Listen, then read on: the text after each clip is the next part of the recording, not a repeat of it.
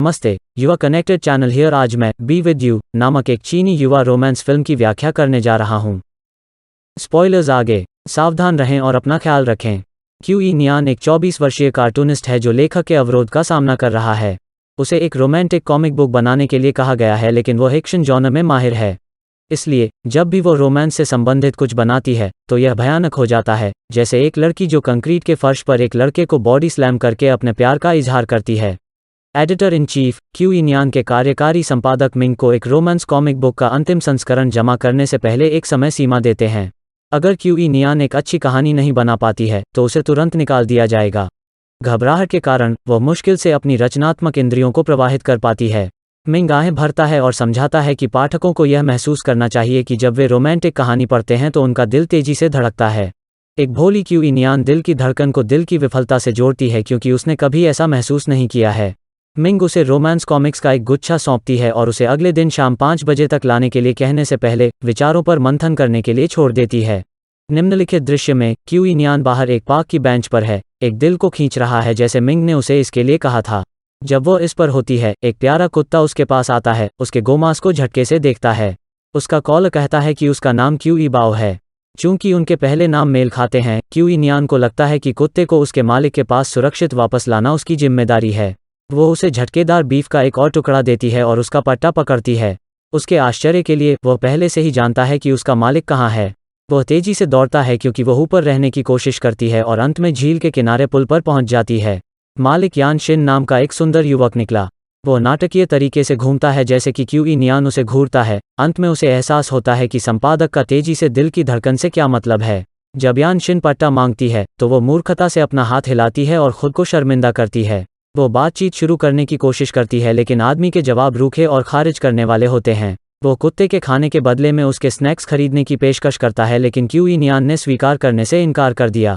अचानक कुत्ता एक दिशा में दौड़ता है जिससे यान शिन यात्रा करता है और क्यू नियान के ऊपर गिर जाता है। जब दोनों केवल कुछ सेंटीमीटर की दूरी पर होते हैं तो यह उनके ऊपर से कूद जाता है, जिससे उनके होंठ बंद हो जाते हैं। यान शिन तुरंत कूद जाता है जबकि क्यू ई नियान जमीन पर सपाट रहता है और यह समझने की कोशिश करता है कि अभी क्या हुआ है। वो उठती है और बाद में उससे संपर्क करने के लिए उसका नंबर मांगती है। यान शिन उसके खुलेपन से स्तब्ध है, लेकिन इससे पहले कि वो जवाब दे पाता कि नियान को संपादक का फोन आता है, जिसमें उसे सूचित किया जाता है कि उसने गलती की है और समय सीमा 1 घंटे से भी कम समय में है। क्यू ई नियान के पास कार्यालय वापस जाने के अलावा कोई रास्ता नहीं है, लेकिन जाने से पहले वो यान शिन से उसके लौटने तक इंतजार करने के लिए कहती है। यान शिन उलझन में है, लेकिन वो उत्सुकता से प्रतीक्षा करने का फैसला करता है। लगभग आधे घंटे बाद उसे अपनी वास्तु फर्म का फोन आता है और उसे घर लौटना पड़ता है। वो एक चिपचिपे नोट पर अपना नंबर लिखता है और जाने से पहले उसे क्यू ई नियान के लिए बेंच पर चिपका देता है, लेकिन जैसे ही वो मुड़ता है नोट उड़ जाता है। क्यू ई नियान कार्यालय आती है और यान शिन के साथ अपनी पहली मुलाकात के बारे में 2 पेज की कॉमिक बुक बनाती है। संपादक अप्रत्याशित चुंबन और प्यारे कुत्ते जैसे हास्य के तत्वों से प्रभावित होता है। वह क्यू ई नियान को पुरुष चरित्र के बारे में और अधिक लिखने के लिए प्रोत्साहित करती है, क्योंकि यह निश्चित रूप से एक हिट होगी। लेकिन उसके बारे में और अधिक लिखने के लिए क्यू ई नियान को उसके साथ अधिक समय बिताना होगा। उसे अचानक याद आया कि उसने उसे प्रतीक्षा करने के लिए कहा और वापस झील पर चली गई। जब वो आती है तो पहले से ही अंधेरा होता है। यद्यपि उसने उम्मीद की थी कि यान शिन जैसा सुंदर आदमी उसका इंतजार नहीं करेगा, उसकी अनुपस्थिति अभी भी उसे निराश करती है। दूसरी ओर यान शिन अपने कार्यालय जाता है। वो एक मेहनती वास्तुकार हैं जो एक लोकप्रिय फर्म के मालिक हैं। उसका सबसे अच्छा दोस्त और सहकर्मी शेन कार्यालय में उसका इंतजार कर रहा है। शेन यान शिन के परिवार के करीबी हैं, खासकर उनके दादा जो हर मौके पर मैचमेकर की भूमिका निभाते हैं। बूढ़ा चाहता है कि यान शिन जल्द से जल्द शादी कर ले, लेकिन समस्या यह है कि यान शिन की कभी कोई प्रेमिका भी नहीं रही। शेन ने खुलासा किया कि उसे यान शिन को बताने के लिए भेजा गया था कि उसके दादा ने एक ब्लाइंड डेट तय की है, लेकिन यान शिन ने जाने से इनकार कर दिया। रात में किनियान अपने दोस्तों के साथ बाहर खाना खाने जाती है। उनमें से एक विश्वविद्यालय में प्रोफेसर है जबकि दूसरा एक फर्म में काम करता है। बात करते हुए कुछ लड़कियां ऊपर की मंजिल से क्यू ई नियान पर एक बाल्टी पानी गिराती हैं। लड़कियां अपने शराबी दोस्त की ओर से माफी मांगने के लिए नीचे आती हैं। क्यू ई नियान के प्रोफेसर फ्रेंड उसी विश्वविद्यालय में पढ़ाते हैं जिसमें लड़कियां जाती हैं। इसलिए जब लड़कियां किसी ऐसे व्यक्ति के बारे में बात करती हैं जिसने उनका दिल तोड़ा है, तो उन्हें तुरंत पता चल जाता है कि वे किसकी बात कर रहे हैं। यह पता चला है कि हर कोई एक सख्त आर्किटेक्चर प्रोफेसर से प्यार करता है। वो हर दिन दिल तोड़ने के लिए विश्वविद्यालय जाता है, भले ही वह सत्र में केवल 1 महीने के लिए पढ़ाता है। वो आदमी खुद यान शिन निकला। वो अपनी फर्म के CEO होने के साथ साथ एक विश्वविद्यालय के प्रोफेसर हैं। किंग वू यह भी बताता है कि वो कभी भी किसी छात्र या सहकर्मी को उनके नाम से याद नहीं करता है, इसके बजाय वो उन्हें उनके ID नंबरों से बुलाता है। अनजान है कि उसकी सहेली यान शिन के बारे में बात कर रही है। क्यूई नियान ने उसे कैसे खोजा जाए, इस पर विचार मंथन किया। घर पर वो अपने बारे में जो कुछ भी जानती है उसके बारे में एक ब्लॉग पोस्ट लिखती है, जैसे उसकी ऊंचाई और उसके कुत्ते का नाम, और दर्शकों से उसे सूचित करने के लिए कहती है कि क्या वे उसके जैसे किसी को जानते हैं। टिप्पणियों में से एक का कहना है कि उन्होंने विश्वविद्यालय में एक समान आंत देखी है। क्यूई नियान यह जांचने का फैसला करती है कि क्या यह सच है और अगले दिन विश्वविद्यालय जाता है। वो जिस पहले व्यक्ति से मिलती है वो एक लड़की है जो चुपके से दूसरे ब्लॉक में किसी की तस्वीरें ले रही है। जब एक खूबसूरत आदमी के बारे में पूछा जाता है तो वो तुरंत समझ जाती है कि क्यूई नियान किसे ढूंढ रही है। यह पता चला है कि लड़की यान शिन की तस्वीरें लेती है और उन्हें पैसे के लिए अपनी फैंगल्स को बेच देती है। उसने मूल रूप से अपनी लोकप्रियता से एक व्यापारिक व्यवसाय खोला है। जबकि नियान ने खुलासा किया कि उसे उसकी तस्वीर नहीं चाहिए, तो शिकारी भ्रमित हो जाता है। समझाने से बचने के लिए क्यूई नियान बस इतना कहती है कि वो उस आदमी की प्रेमिका है। तभी सुरक्षा गार्ड पीछा करने वाले की तलाश में पहुंच जाते हैं। भागने से पहले वह क्यूई नियान को आर्किटेक्चरल ब्लॉक के लेक्चर हॉल में आगे की सीट लेने के लिए कहती है। जब वह इस पर होती है तो वह एक मेमोरी कार्ड को क्यूई नियान के बैग में रख देती है, इसलिए अगर वह पकड़ी भी जाती है तो भी उसकी मेहनत को जब्त नहीं किया जाएगा। क्यूई नियान उक्त व्याख्यान कक्ष में बैठ जाता है और जब यान शिन प्रोफेसर के रूप में आता है तो वह आश्चर्यचकित हो जाता है। वे आंखें बंद कर लेते हैं और क्यूई नियान उस पर हाथ फेरती है, लेकिन वह शांत खेलता है और उपस्थिति लेना जारी रखता है। वो पोडियम पर एक पहेली बॉक्स देखती है और उसे पता चलता है कि हर साल यान शिन अपने छात्रों को पहेली को हल करने के लिए चुनौती देता है। जो इसे हल करता है वो उससे कुछ भी मांग सकता है, लेकिन यान शिन को यकीन है कि कोई भी नया व्यक्ति इतनी उन्नत पहेली को हल नहीं कर सकता है। कक्षा के बाद लड़कियां बारी बारी से इसे हल करने की कोशिश करती हैं, लेकिन बुरी तरह विफल हो जाती हैं। कुछ मिनट बाद वो हॉल में जाता है और देखता है कि नियान ने इसे पहले ही हल कर लिया है। हैरान, वो उसे अपने कार्यालय आने के लिए कहता है। वो अपने बैग में मेमोरी कार्ड देखती है और उसे बाहर लाती है, लेकिन यान शिन उसे पकड़ लेता है। वो यह पता लगाने के लिए इसे अपने कंप्यूटर से जोड़ता है कि इसमें उसकी तस्वीरों के अलावा कुछ नहीं है। क्यूई नियान कसम खाता है कि कार्ड उसका नहीं है और उसके साथ उसके इरादे नेक हैं, लेकिन टिप्पणी से यान शिन को अच्छा महसूस नहीं होता है। वो विषय को एक तरफ रख देता है और उससे पूछता है कि उसने पहेली को कैसे सुलझाया।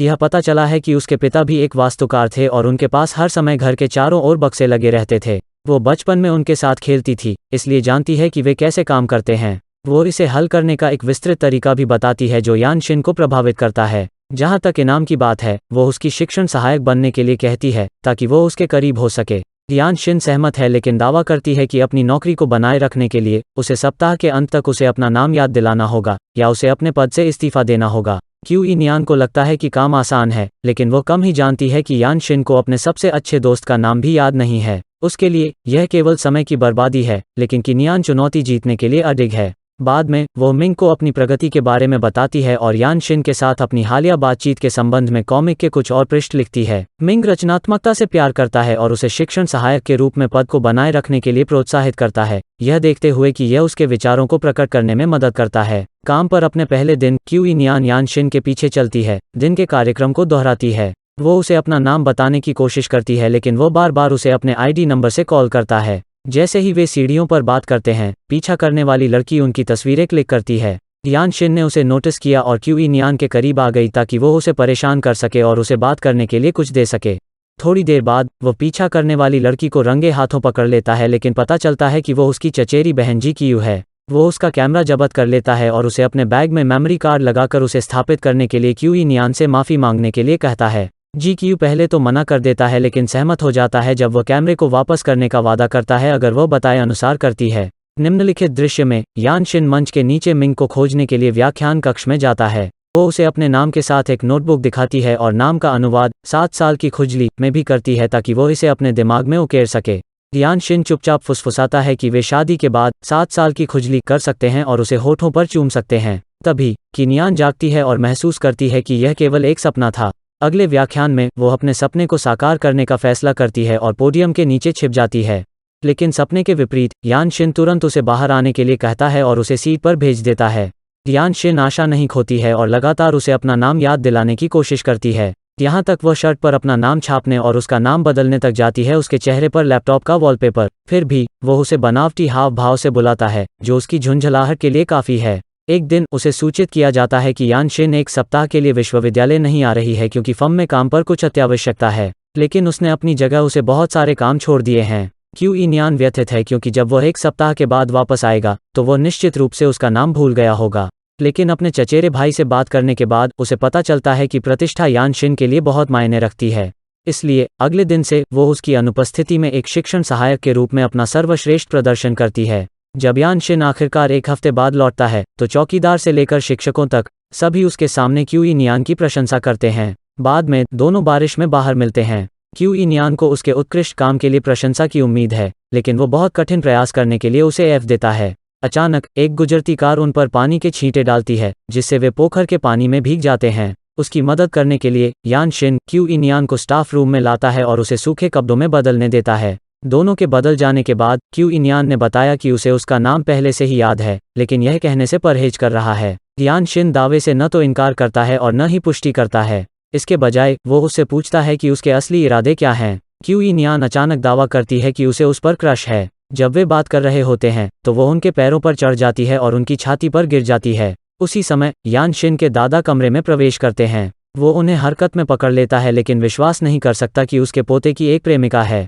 तीनों बात करने के लिए बैठते हैं जब बूढ़े आदमी को पता चलता है कि उसने यान शिन के लिए एक ब्लाइंड डेट तय कर दी है। घबराहट के क्षण में यान शिन कहता है कि क्यूई नियान उसकी प्रेमिका है। बूढ़ा इस पर विश्वास नहीं करता है और उससे कहता है कि अगर वो वास्तव में उसकी प्रेमिका है तो उसका नाम बताएं। क्यूई नियान भी उसे ऐसा करने के लिए प्रोत्साहित करती है। कोई रास्ता न होने पर वो अपना नाम अपने दादा को बताता है। क्यूई नियान झूठ को यह कहते हुए जोड़ती है कि वो हमेशा अपने पोते की देखभाल करेगी। दादाजी के जाने के बाद यान शिन के पास हार स्वीकार करने और कि नियान को अपने सहायक के रूप में काम करना जारी रखने के अलावा कोई रास्ता नहीं है। वो बहुत खुश है कि वो आखिरकार अपने सपनों के आदमी के साथ हो जाती है और उसके बारे में भी लिखती है। दूसरी ओर यान शिन अपने नए सहायक को लेकर गुप्त रूप से खुश है। अंत में उसके जैसा ठंडा और घमंडी प्रोफेसर भी आखिरकार किसी के प्यार में पड़ने लगा है। इस तरह के और वीडियो के लिए सब्सक्राइब करें, नोटिफिकेशन चालू करें और चैनल को मदद करने के लिए लाइक करें। देखने के लिए धन्यवाद।